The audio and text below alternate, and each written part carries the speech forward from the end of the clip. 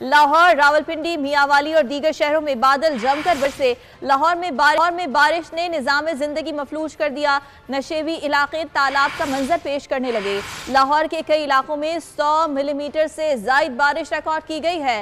लक्ष्मी चौक में 132 मिलीमीटर बारिश रिकॉर्ड की गई है।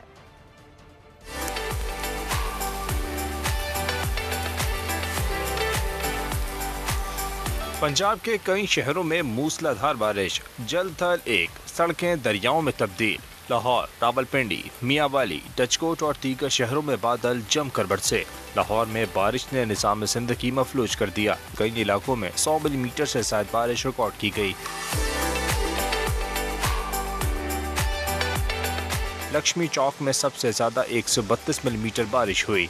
रावलपिंडी और इस्लामाबाद में भी मूसलाधार बारिश हुई। मज़ीद बारिश की पेशगोई के साथ नशेबी इलाकों में तग़यानी का खदशा भी जाहिर किया गया है।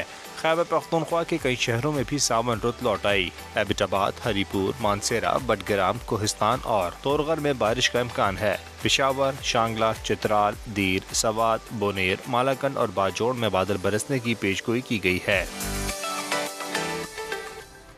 लाहौर में होने वाली